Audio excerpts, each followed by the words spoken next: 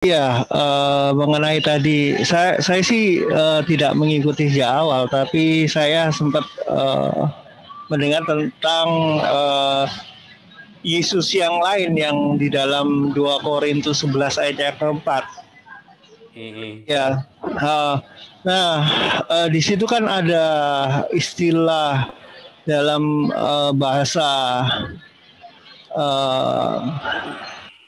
bahasa Yunani itu adalah keruso. Keruso itu kan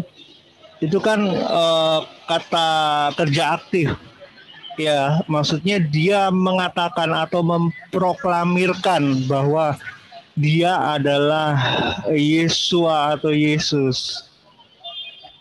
Nah, berarti dengan kata lain bahwa ini adalah secara eksplisit bahwa Yesus yang lain itu adalah seseorang yang mengaku secara nyata bahwa dia adalah Mesias, Sang Mesias atau Yesus. Nah, kalau kita lihat dari bahasanya kan keruso atau keruse atau keruso. Ya, jadi dia aktif. Jadi dia memproklamirkan atau mengatakan secara langsung bahwa dia Yesus. Nah, ini pun sudah terjadi saat ini yang ada di Tiongkok. Ya, di ajaran yang baru ya, ajaran Tiongkok itu kan itu bahwa Sang Mesias kembali lagi menjadi manusia, seorang wanita yang saat ini ajarannya sudah masuk di Indonesia. Saya rasa di Yesus yang lain ini pun juga bisa diartikan sebagai Mesias palsu atau Yesus palsu. Jadi bukan hanya sebagai Yesus yang tidak menggenapi Torah, tetapi Yesus yang palsu dengan kitabnya yang palsu. Mungkin bisa juga seperti itu, Pak Joseph. Menurut saya itu tadi. Terima kasih. Bahasanya nggak begitu, karena kata Yesus yang lain itu adalah sebuah pengajaran. Jadi bukan orang ini datang terus mengaku Yesus, bukan. Tapi ada orang datang, terus dia mengajarkan Yesus yang berbeda dengan yang diajarkan oleh Paulus. Ya, jadi itu maksudnya seperti itu. Itu jelas sekali. Jadi itu ada satu mengajarkan subjek yang lain. Bukan si subjek ini mengaku dirinya adalah Yesus. Bukan. Gramatikalnya itu seperti itu. Ya, mau kata tapi kerusuh adalah kata kerja. Memang itu verben, kata kerja. Artinya ada orang mengajarkan bahwa ada Yesus yang lain. Bukan dia mengaku. Sebab kalau mengaku Yesus yang lain berarti itu adalah resiprokan. Dia mengaku pada dirinya sendiri, menyebabkan dirinya sendiri bahwa dia adalah Yesus, begitu. Tapi ini adalah orang yang mengajarkan sebuah subjek yaitu Yesus yang lain. Itu begitu maksudnya gramatikalnya. Dan di zaman itu, di zaman Paulus tidak ada orang mengaku dirinya adalah Yesus. Belum ada. Adanya adalah orang yang mengajarkan Yesus yang lain di zaman Paulus. Ini kan suratnya Paulus, dia lagi cerita kepada jemaat Korintus. Termasuk nanti kalau lihat di dalam Galatia 1 juga sama, Injil, ada orang yang mengajarkan Injil yang lain. Ya, mengajarkan yang lain. Itu yang diajarkan zaman itu. Mereka menghadapi para penafsir bebas di zaman itu yang berasumsi, termasuk yang diajarkan sama ahli-ahli Taurat, orang-orang Farisi bahwa Yesus itu tidak bangkit, tetapi mayatnya dicuri. Nah, nanti kalau lihat di dalam Jewish for the Jewish, kalau saya lupa itunya websitenya, ya cerita dia memberikan mitos-mitos tentang Yesus. Nah, itu adalah Yesus yang lain. Begitu.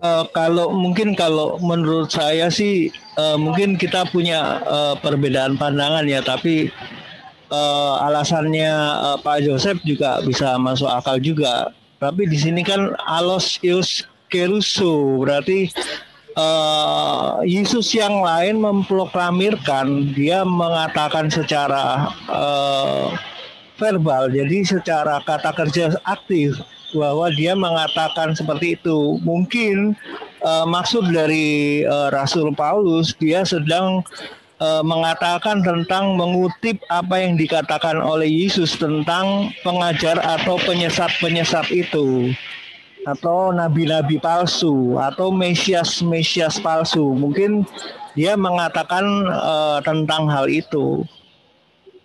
Mungkin Ya. itu, Kak. Kalau menurut saya itu sih, Pak Ya. Yosef. Ya, tetapi pada kenyataannya di zaman Paulus belum ada orang mengaku bahwa dia adalah Mesias. Bahkan sampai di zaman Konsili Nikaya pun nggak ada orang ngaku. Baru sedangkan yang namanya Yesus yang lain, yang mengaku Yesus, itu yang dimaksud adalah ketika Yesus berkata Mesias palsu, artinya orang Mesias itu artinya orang diurapi, yang dijanjikan. Tetapi Muhammad juga mengajarkan Yesus yang lain, Yesus yang tidak ada di dalam, yang tidak sesuai dengan hukum Taurat dan kitab para nabi. Begitu. Itu saya sesuai yang tertulis saja, begitu adanya, ya. Jadi tanpa harus memang aja begitu. Kalau dia memproklamirkan dirinya sendiri adalah Yesus, pasti akan dikatakan dengan jelas begitu. Ya, seperti Yesus berkata, "Aku Mesias." Lihat, lihat ada di sana, atau orang akan berkata, "Akulah Mesias." Nah, Yesus juga berkata, "Akulah Mesias, akulah yang dijanjikan." Muhammad berkata, "Akulah yang dijanjikan." Mesias kan yang diurapi, yang diurapi kan. Muhammad kan mengaku dia adalah yang dijanjikan oleh Yesus, oleh Musa. Nah, itu sama seperti itu. Jadi itu beda. Jadi pasti dia akan mengatakan untuk dirinya sendiri. Tapi ini ada cerita orang yang mengajarkan, yang memproklaim Yesus yang lain, gitu. Ya, jadi itu sangat jelas sekali. Jadi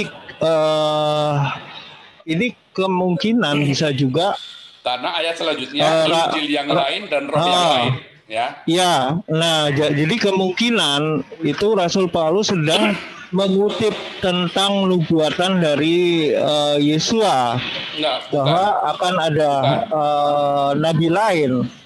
Yesus kalau mengutip perkataan Yesus, ya Paulus kalau mengutip perkataan Yesus, dia akan mengutip dengan persis. Coba dilihat pada malam hari ketika Yesus disalibkan, ia memecah rotinya dan berkata, "Inilah tubuhku." Dia akan kutip dengan tepat seperti itu. Entah mengapa polanya begitu. Kutipan Paulus dari perkataannya Yesus itu biasanya selalu tepat polanya. Jadi kalau Yesus berkata secara resiprokal bahwa aku adalah Mesias, maka ia pun akan mengutip bahwa aku adalah Mesias. Nah, ketika Paulus berkata Yesus yang lain, roh yang lain, Injil yang lain.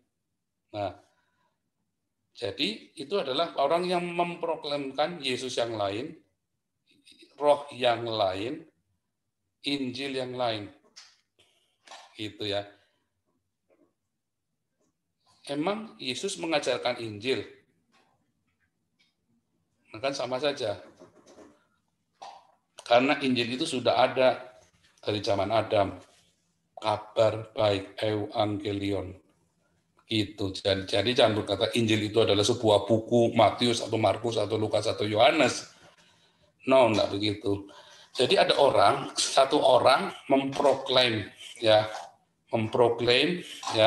atau tadi dibilang apa namanya tadi, bahasa Yunani tadi memproklaim itu kerise ya, dia kerise Yesus yang lain, satu, dua, roh yang lain, ketiga, Injil yang lain. Itu yang diproklamkan. Nah, itu hati-hati dengan itu. Jadi itu jelas Yesus yang lain, roh yang lain, dan nah sekarang andai kata sekarang kita mau pakai tafsiran ala tadi lah, yang dibalik tadi, dia memproklaim dirinya adalah Yesus. Yang jelas adalah Yesus yang lain, bukan Yesus yang mengenal. Yang kita topiknya adalah Yesus yang lain, bukan masalah dia orang ketiga yang penting, tapi Yesus yang lain ini siapa masalahnya? Siapakah Yesus yang lain ini? Yesus yang tidak mengenapi hukum Taurat dan kitab para nabi. Termasuk Yesus yang gagal mengenapi tanda Yunus. Ya. Jadi hati-hati. Kalau ada cerita Yesus yang tanda Yunus gagal, itu berarti bukan Yesus yang lain, makanya harus dibenarkan. sesuai dengan yang tertulis.